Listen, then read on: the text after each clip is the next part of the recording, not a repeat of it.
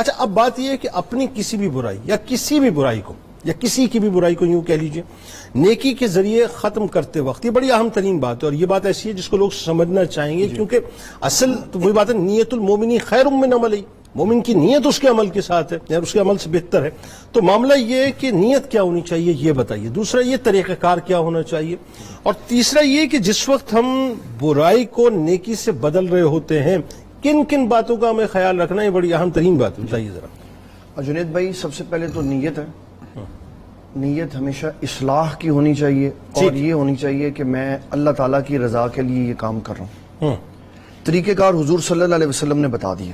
ٹھیک، آقا کریم صلی اللہ تعالیٰ علیہ وسلم اگر کسی کی اصلاح کرتے تھے اور اس میں غلطی کا پہلو ہوتا تھا اور انداز سے، اور اگر اس میں اس کی خوبی ہوتی تھی تو اور انداز سے کرتے تھے۔ مثلا ایک بندے نے نماز شروع کر لی دروازے کے اوپر ہی، تو آقا کریم صلی اللہ علیہ وسلم نے اس کو نومینیٹ کر کے کہا کہ یہ تو نے کیا کیا؟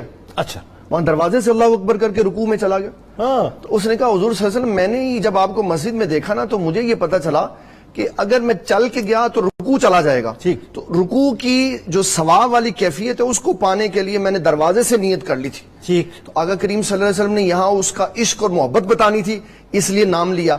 فرمایا ٹھیک ہے لیکن آئندہ ایسے نہیں کرنا، اور جس میں اس کی کوئی غلطی ہوتی جس کی وجہ سے عیب ظاہر ہوتا تو آقا کریم صلی اللہ علیہ وسلم کبھی نام نہ لیتے۔ آپ فرماتے کسی شخص نے ایسا کیا اس کو ایسا کرنا چاہیے۔ یعنی آپ نے عشق بھی اس کا واضح کر دیا اور یہ بھی بتلا دیا کہ دروازے پہ نماز ادا کرنے سے آنے جانے والوں کو تکلیف ہو جائے گی۔ ٹھیک، اور جس کے اندر اصلاح کرنے سے اس کا عیب نظر آتا تھا اس کا نام نہیں لیا، اور فرمایا کہ نہیں آپ کوئی شخص ایسا کرتا ہے۔ اور پھر سیدہ عائشہ صدیقہ طیبہ طاہرہ رضی اللہ تعالیٰ عنہ فرماتی ہے ایک دن مجھے جلال آ گیا، غصہ آ گیا۔ ایک یہودی کی جماعت، یہودیوں کی جماعت آئی، انہوں نے کہا السلام علیکم، تو نبی صلی اللہ علیہ وسلم نے وعلیکم کہہ دیا۔ تو عائشہ صدیقہ طیبہ طاہرہ رضی اللہ تعالیٰ نے اندر سے سنا تو آپ نے فرمایا وغضب اللہ ولعنت اللہ، آپ نے فرمایا اللہ رفیق ویحب الرفق۔ عرض کی حضور آپ نے سنا نہیں؟ آپ نے فرمایا اس نے جو کہا میں نے بھی سنا، اللہ نے بھی سنا، لیکن جو میں نے کہا وہ اللہ نے سنا اور قبول فرمایا، اللہ قبول کیا۔ اچھا اب اس میں بڑی بات ہے کہ ایک طرف تو ہم کہتے ہیں حضور صلی اللہ علیہ وسلم آپ برائی کا جواب برائی سے نہیں دیتے، اوپر سے پھر وعلیکم کہہ دیا، تو اس کے اوپر محدثین نے کہا اس کا مطلب یہ تھا کہ وعلیکم کا مطلب ہے کہ تمہارے کفر کو موت آئے اور تم مومن ہو جاؤ۔ اچھا، تمہارے کفر کو موت آئے اور تم مومن ہو جاؤ۔ اور پھر ہمارے ہاں جو بندہ برائی کا جواب نیکی کے ساتھ دے دیتا ہے نا تو پھر وہ ساری زندگی تانے مارنے نہیں بند کرتا۔ نیکی کا جواب نیکی کے ساتھ، برائی کا جواب نیکی کے ساتھ، اور پھر احسان نہیں جتلانا، گناہ پہ اس کو ٹونٹ نہیں کرنا اور نیکی پہ احسان نہیں جتنا، دو علیحدہ باتیں، بڑی اہم ترین بات ہے جی۔ گناہ پہ جس نے کسی کو تانا مارا اس کی توبہ کے بعد رسول اللہ صلی اللہ علیہ وسلم فرماتے ہیں یہ یاد رکھے تانا مارنے والا اس وقت تک نہیں مرے گا جب تک خود یہ گناہ نہیں کر لے گا۔ یعنی مثال کے طور پہ خدا نہ خواستہ آپ کے ساتھ کسی نے کوئی برائی کی ہے اور آپ نے نیکی سے اس کو بدل تو دیا، لیکن کسی وقت آگے تانا مارا آپ نے کہ میں نے تمہارے اندر وہ برائی تھی، دیکھو میں نے تمہارے ساتھ وہ نیکی شروع کیا تھا، فرمایا یہ بندہ اس وقت تک نہیں مرے گا تانا مارنے والا جب تک خود وہ برائی نہیں کر لے گا۔ معاذ اللہ۔ اور اگر کوئی شخص ایسی صورتحال سے گزرتا ہے کہ احسان کر دیتا ہے پھر وہ احسان کا تانا مارتا ہے تو اللہ فرماتا ہے فَمَثَلُهُ كَمَثَلِ صَفْوَانٍ عَلَيْهِ تُرَابٌ فَأَصَابَهُ وَابِلٌ فَتَرَكَهُ صَلْدًا، یہ ایسا بندہ ہے جس نے چٹان کے اوپر ریت جمع کی، بارش نے ساری ریت ضائع کر دی، کہ نیکیاں جمع کرتا ہے تانا مار کے سارا ضائع کر دیا، تو اس نے کیا کیا؟ اور اس میں ایک بڑی روایات ہمارے ہاں سنائی جاتی ہے کہ نبی صلی اللہ تعالیٰ علیہ وسلم گزر رہے تھے تو ایک عورت نے کوڑا پھینکا تو آپ نے اس کی عیادت کی۔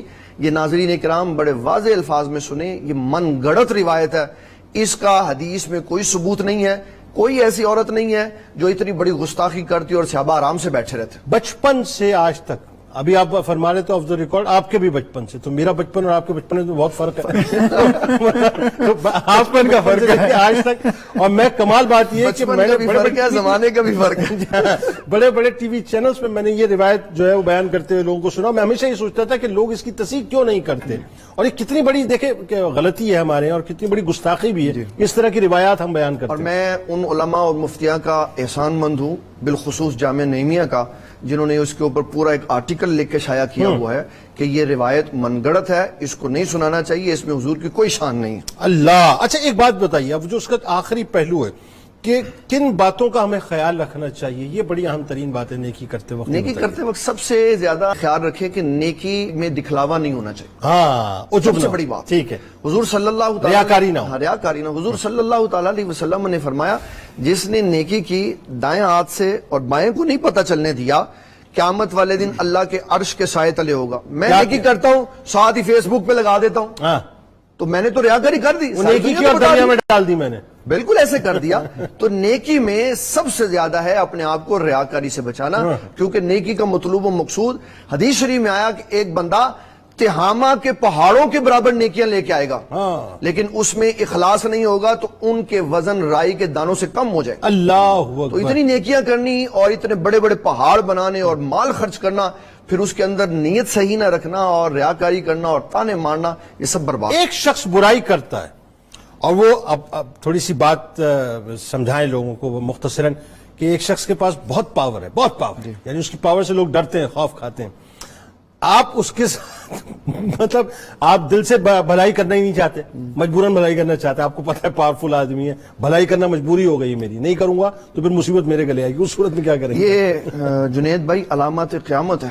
رسول اللہ صلی اللہ علیہ وسلم نے فرمایا لوگ کسی کی طاقت کے ڈر سے اس کی عزت کریں گے، ہے نا. اور میں اگر کسی کی طاقت کے ڈر سے میں عزت نہیں کرنا چاہتا اور میرے اختیار میں ہے اور میں اس کی پھر بھی عزت کرتا ہوں، تو نبی صلی اللہ علیہ وسلم نے مجھے بھی مجرم ٹھہرایا.